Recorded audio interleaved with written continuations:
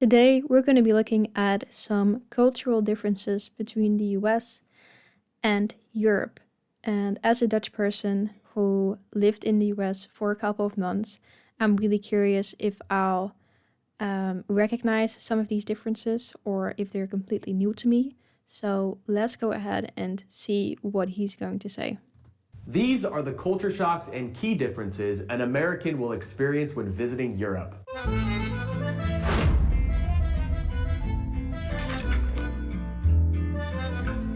How could you compare a continent with over 40 countries that speaks over 200 languages to one country like the United States? But believe it or not, I believe that you can. And I'm going to attempt to prove that in this video. This is some guy named Dave in Portugal, and I've been living in Europe for the past 2 years. I've traveled to over 20 plus countries in Europe, from the Netherlands to Bulgaria. And I post videos about everyday life in Europe on this channel every week, so make sure to hit the subscribe button if you would like to come along for the journey. If you are planning a trip to Europe, this video will be a perfect introduction on what differences you can expect so you can plan your trip accordingly. With over 200 languages spoken across Europe, Americans might be surprised by the prevalence of multiple languages. English may not be as widely spoken in some areas as one might expect, so language barriers can be a source of culture shock for Americans that only speak English. Now, if you are visiting the United Kingdom, it will be quite easy for you to get along just fine speaking English.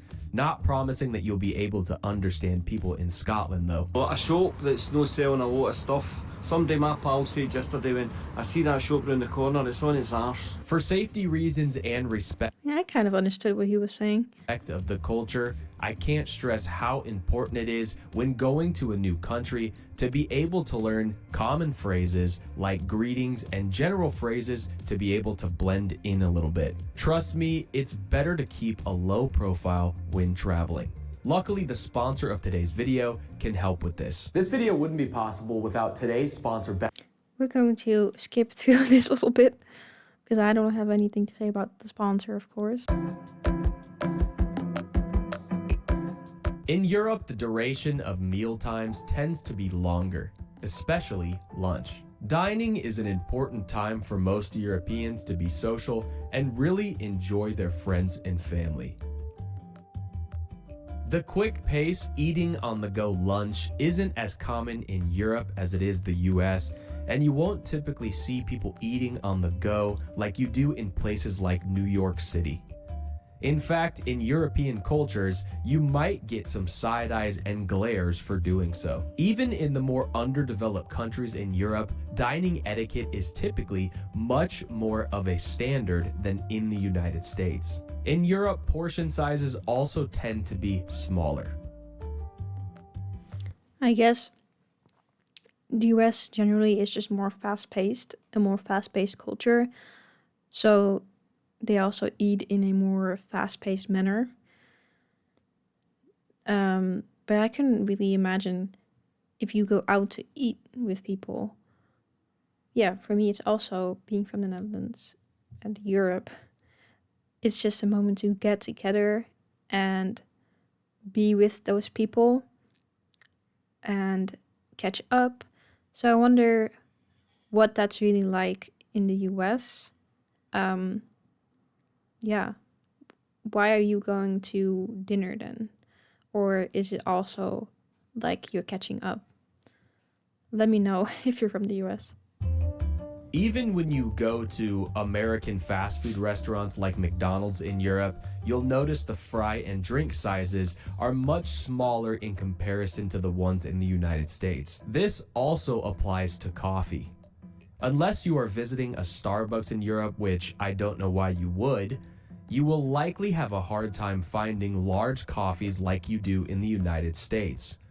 Although Europeans do drink a lot of coffee, it is usually in smaller caffeinated increments instead of tall can monster drinks with the equivalent of 4 espressos. Americans will also notice that free tap water in restaurants are usually not the standard. Most restaurants in Europe bring you bottled water, and sparkling is usually always an option as well.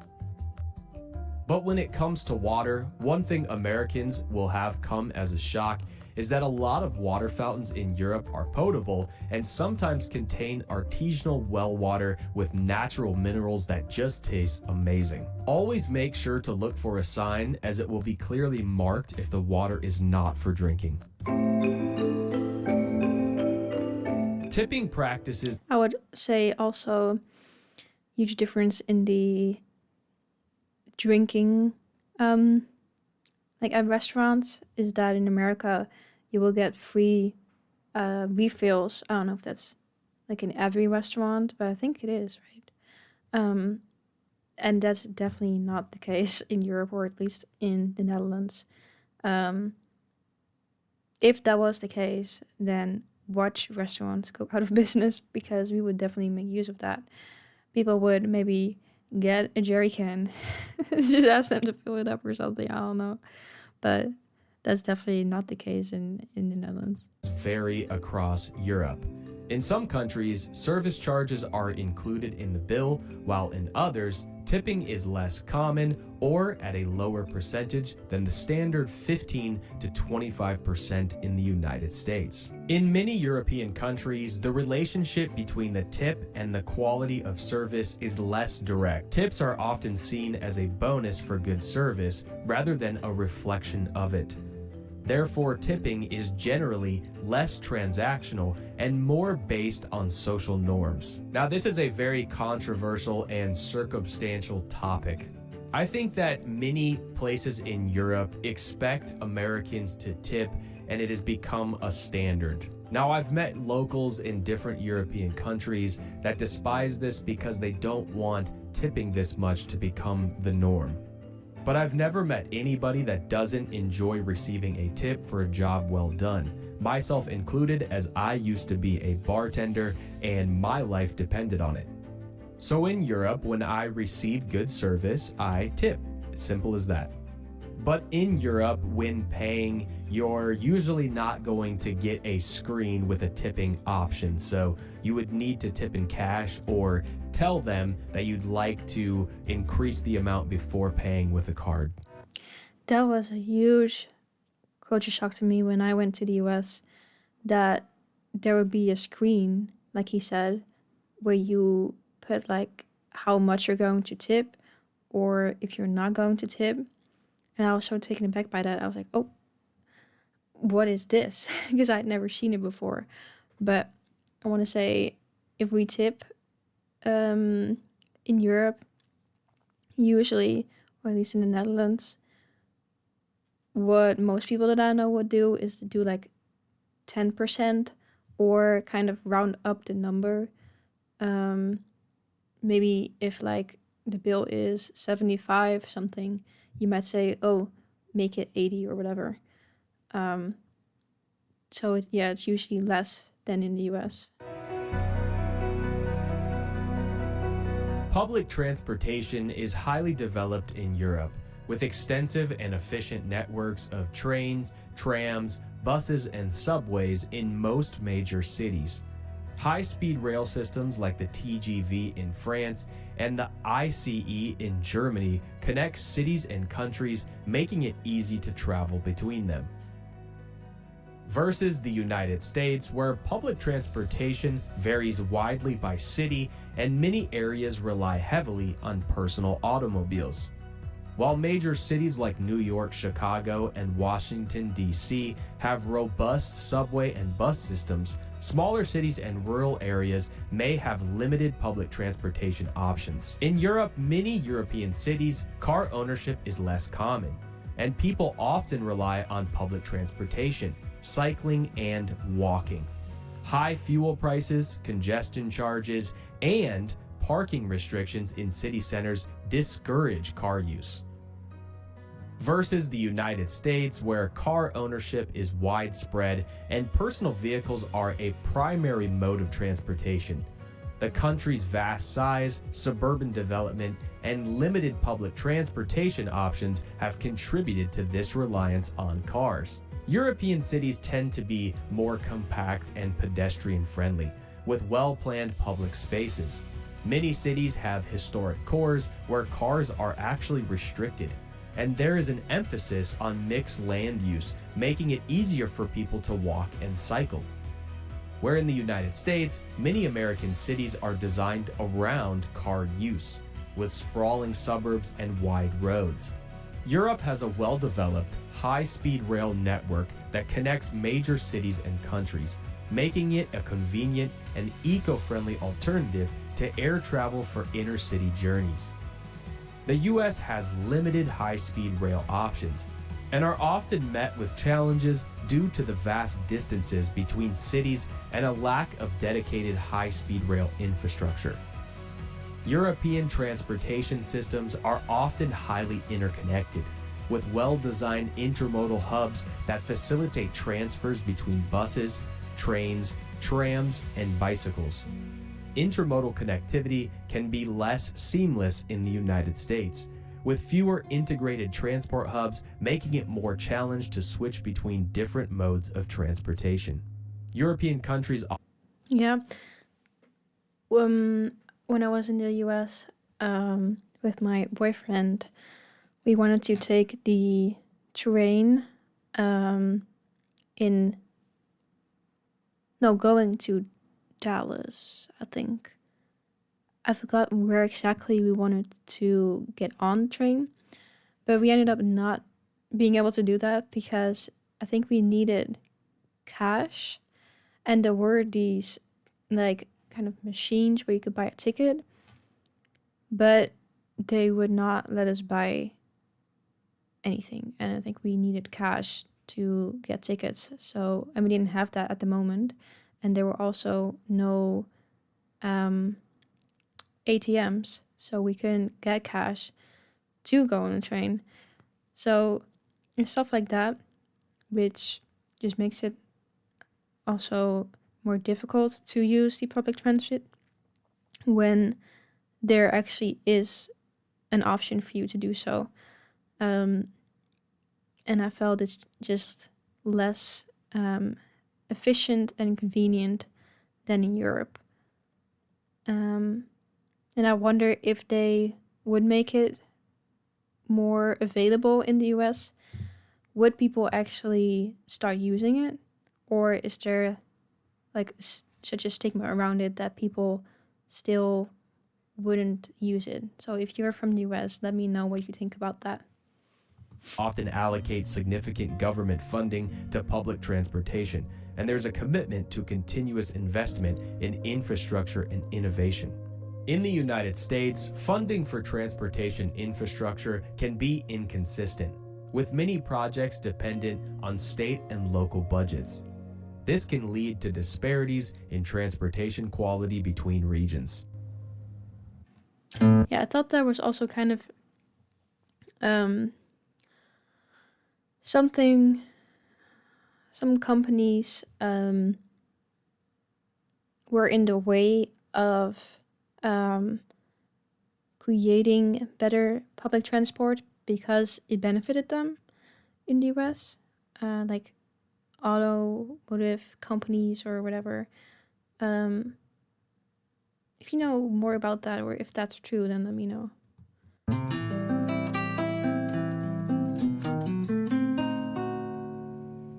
In some European countries, stores may close for several hours in the afternoon and may have shorter operating hours compared to the 24/7 availability of many American stores.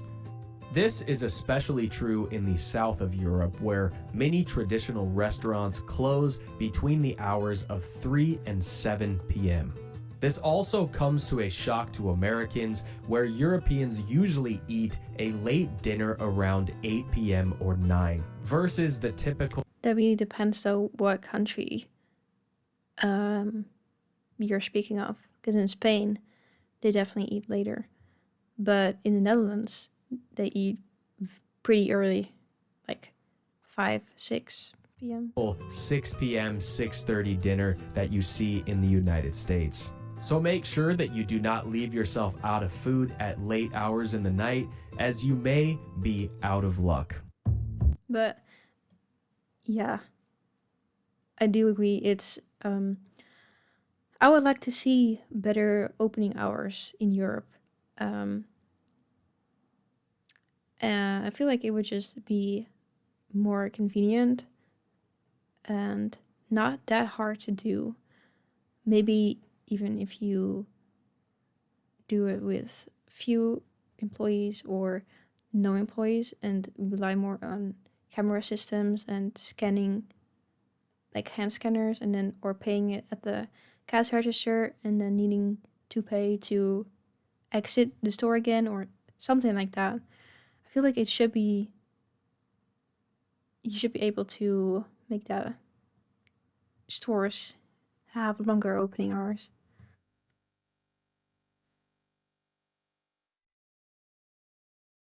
Europeans may have a different sense of personal space than Americans, with closer physical proximity during conversations being more common. For example, in Southern Europe, countries like Spain or Italy, it is common for people to stand closer to one another while talking. In many European cultures, cheek kissing is a common form of greeting, which may involve physical contact that some Americans could perceive as a breach of personal space. Again, it's just different depending on which part of Europe you're in. Um, so yeah, in the Netherlands, we have this thing where you sometimes you kiss people 3 times on the cheek, and in France, I think they do 2 times, if I say it correctly. If I'm not, correct me if I'm wrong. Um, and then yeah, Spain, Italy, they might be closer together and talking and touching more. But when you get to the more colder countries, like Scandinavian countries, I believe that they stand further apart and like their personal space more. So it just depends where in Europe you go. The number of kisses and the cheek chosen for the can also vary by region. The perception of personal space in Europe is often shaped by cultural norms and context. In countries with a strong sense of community and social interconnectedness, people may be more accepting of close physical proximity. Whereas in the United States, I think in general, invading someone's personal space without permission can be considered impolite and sometimes even threatening.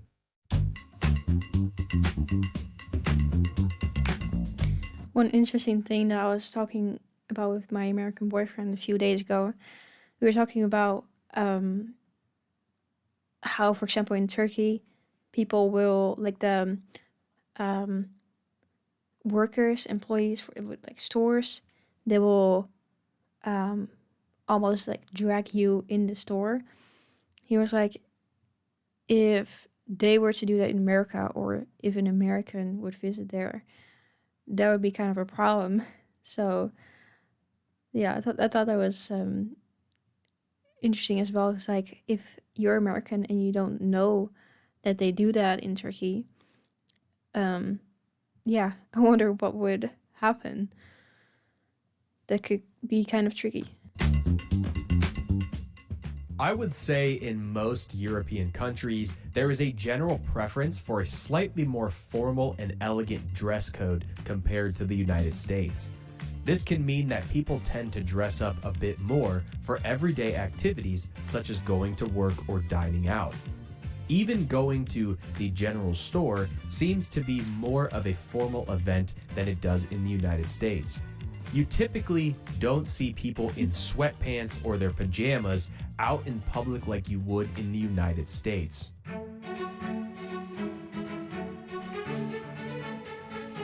The rich history of Europe is evident in its architecture, with many older buildings and historical landmarks.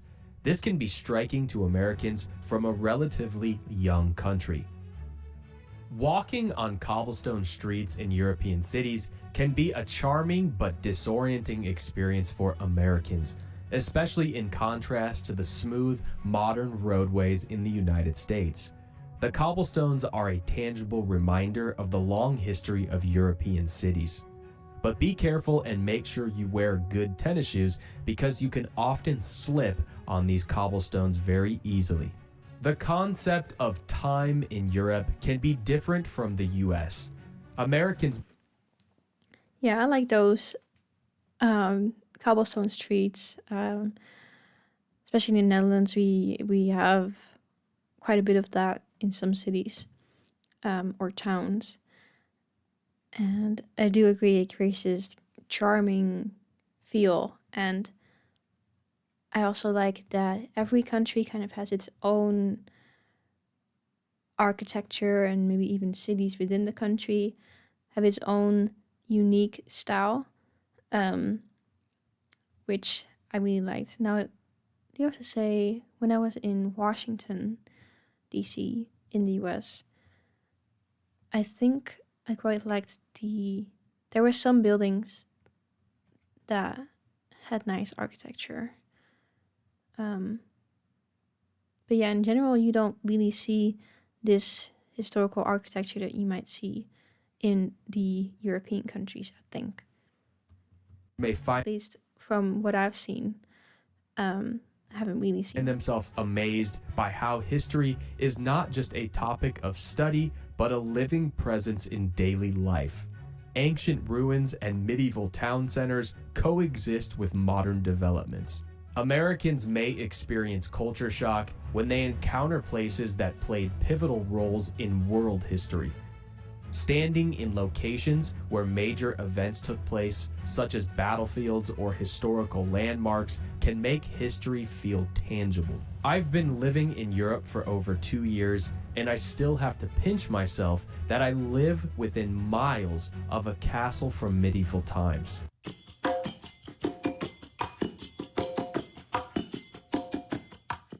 One of the most obvious aspects of currency-related culture shock is the use of multiple currencies throughout Europe. Unlike the United States, which primarily uses the US dollar, European countries have their own distinct currencies. While the euro is a common currency used in many European Union countries, several European nations, such as the United Kingdom and Switzerland, have their own. This can be bewildering for Americans who are used to a single national currency. Constantly having to convert between the euro and other currencies can be mentally taxing. Americans may find themselves calculating prices in their heads to understand the value of items in US dollars, especially when dealing with other unfamiliar denominations. And high-value coins, such as 1 and 2 euro coins, are commonly used for everyday transactions. Americans may not be accustomed to using coins of such high value in their daily spending, meaning you could have a pocket full of coins that easily adds up to 15 euros. It's important to approach these differences with a Yeah. At least, though, we have the taxes included in our prices, which is not the case in the US. So I'd like to point out that difference as well, because when I went to the US, that was something that I had to constantly remind myself of.